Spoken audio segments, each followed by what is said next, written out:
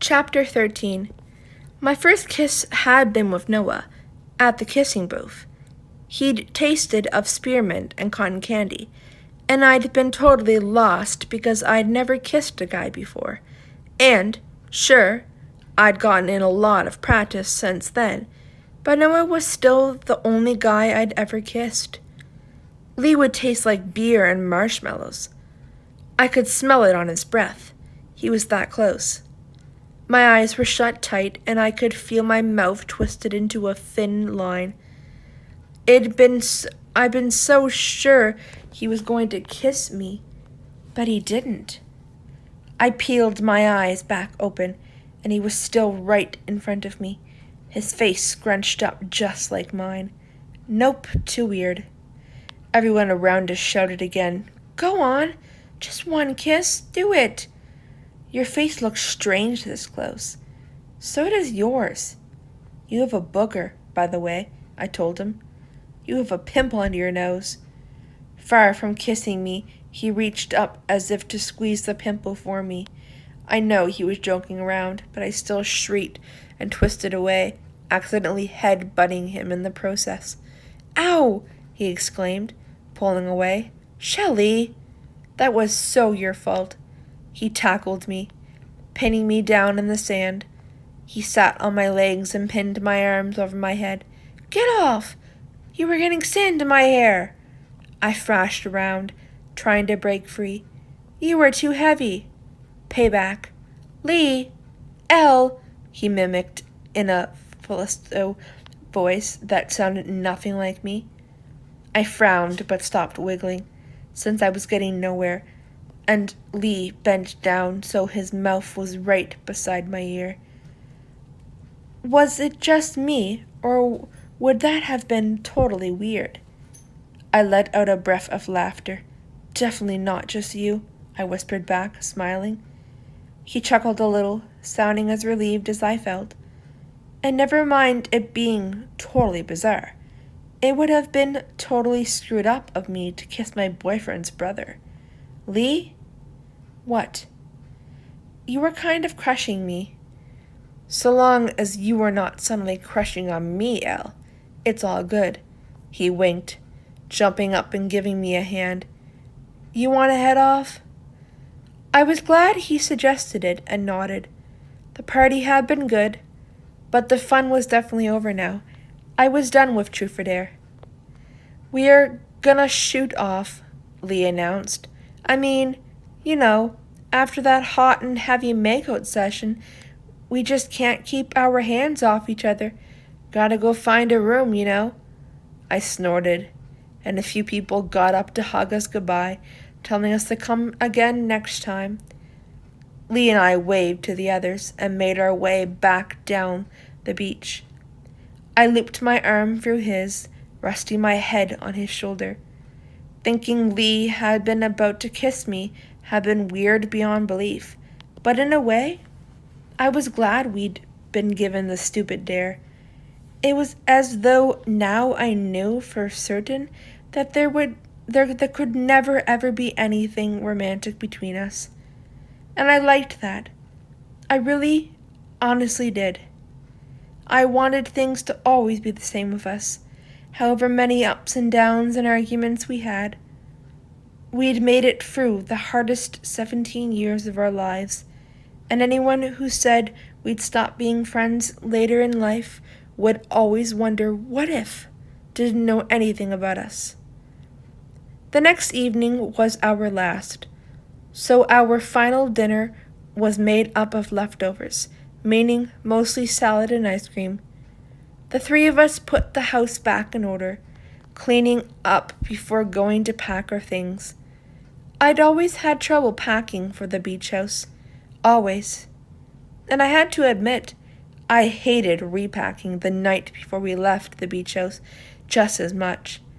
It was always kind of a downer, but this year felt worse than ever, aside from the usual melancholy sight of our bedroom without all the clutter and clothes, and the simple fact that it was our last night here this year.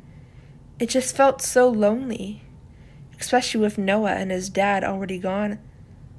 Lee and I had said we'd come here every summer of our lives, but now it hit me, and it hit me hard, that the others might not be coming back with us. And I really, really didn't like that. It was a stupid thing to cry over, I guess. It was just a house. But was it really so terrible of me to want this one thing to stay the same forever? And this place was so much more than a house. It was where we'd spent every summer since we were kids. It was the one place that, no matter how far apart Lee and Noah had drifted, they would, for the most part, get along. It was the one place we could act like 5-year-olds and not give a damn. I hate this, Lee said quietly. He had his back to me and was cramming shoes into his non-existent spaces in his suitcase. But he said it like he knew I was almost about to cry. The leaving, I mean. I hate the leaving. Yeah. We'll be back in a year. It's stupid to miss it. I know. But it won't be the same, will it? Especially if Noah doesn't come. And we'll be, like, off to colleges. Hey, what happened to our pact? We pinky promised when we were 10 years old to come here every year, and now you want to break that promise? Shelley, you of all people should know how tightly the pinky promise binds you. I giggled, but it stuck in my throat.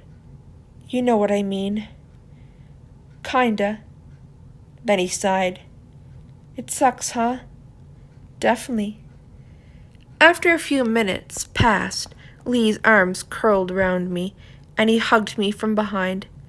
His chin was on my shoulder. After a couple of seconds, I turned and wrapped my arms around him, burying my face in his shoulder. We stood there like that, totally silent and holding each other. I think Lee was just as upset as me, really, but he wasn't going to show it. I knew him too well, though. I didn't need him to tell me that Noah's comment about growing up and maybe not coming back had stuck with him, too. Right then, we both needed the hug. And afterward, it was like the world felt a little brighter and a little warmer.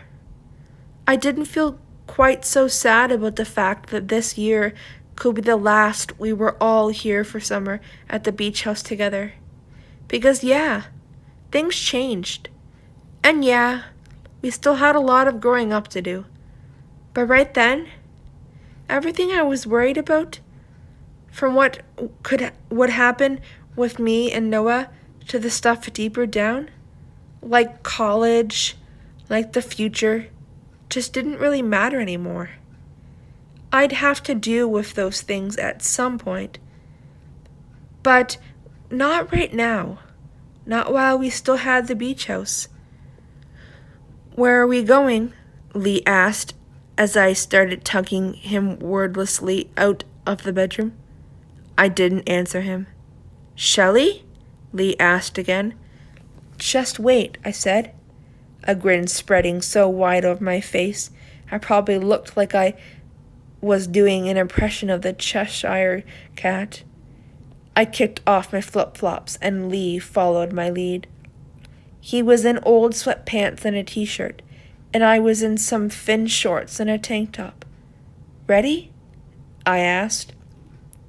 He'd caught on by now, and all of a sudden the two of us were clattering through the house and hand in hand, bumping into each other and into walls until we were outside, heading straight for the pool. Lee was beaming almost as widely as I was, and his eyes were lit up like Christmas trees. We drew to a stop at the edge of the pool, Lee holding me back as I teetered at the edge. Ready, he winked and grabbed my hand. I linked my fingers tightly through his. 3, 2, then, at the same time, Laughing and smiling because we really didn't have a care in the world, we both yelled at the top of our lungs, "Cannonball!" and with a huge splash, jumped in the deep end.